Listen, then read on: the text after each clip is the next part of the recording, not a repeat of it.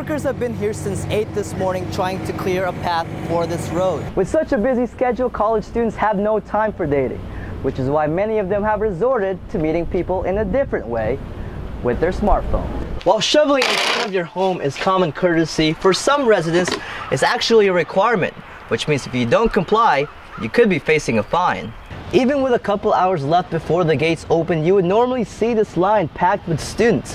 However, as you can tell, this year that's not the case, and some fans believe they know why. When people leave their homes, they make it a habit to make sure their doors are locked, but sometimes they leave their windows open, which actually is an easy entryway for intruders. Now with temperatures rising, more people are going to the pool each day.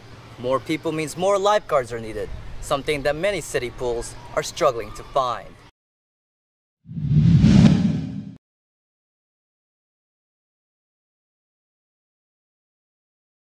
The site was Bramlage Coliseum. The event, the Sunflower Showdown.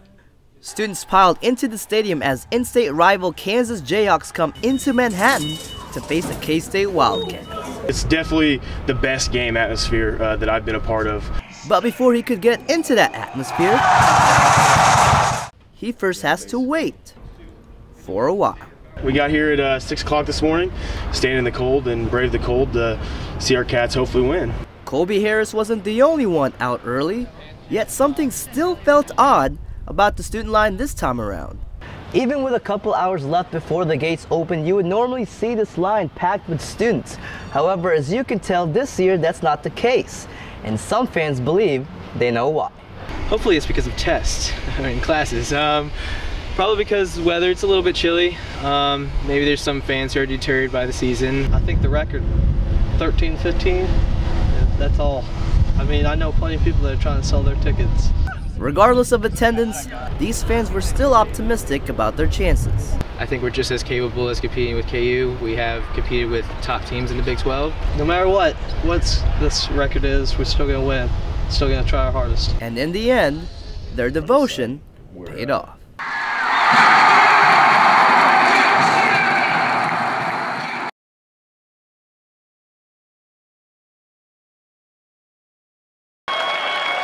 Cheers, applause, and hope filled the Geary County Convention Center. My name's Jim Stan. I'm a big Red One soldier. Legislators, community leaders, and residents pleaded their case to U.S. Army officials, all with one mission in mind: to keep soldiers at Fort Riley. Ever optimistic in fighting, and that's what we're doing here. We are one, the big Red One. Thank you. Fort Riley is one of 30 installations in the country facing downsizing. Fort Riley is not just an economic stimulus, it's part of our family, and so in essence they're trying to take part of our family away. Aaron Oppel is the president of the Aggieville Business Association, and though this might impact his relationships with his Fort Riley friends, he's also concerned with how the city of Manhattan will be affected.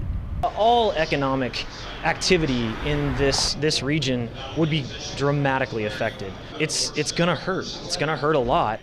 Oppel's not the only one that feels this way. I hate to use the word devastating, but it would be a terrible economic impact on the region.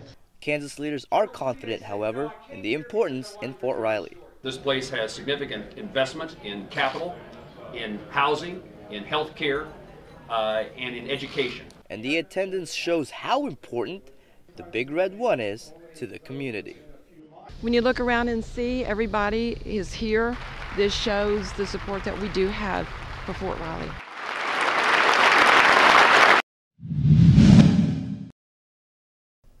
This is Channel 8 News, KKSU LP. For Manhattan and Riley County, from Kansas State University, this is Channel 8 News. And welcome back to Channel 8 News. I'm Nick Wall. And I am Zaldy Doyungan. Coming up on today's show, we welcome in a photojournalist from Mexico City working for La Jornada, as well as the president of the Black Student Union, to tell us about a recent protest. U.S. officials, colleagues, and family members are urging justice for Washington Post correspondent Jason Rezaian.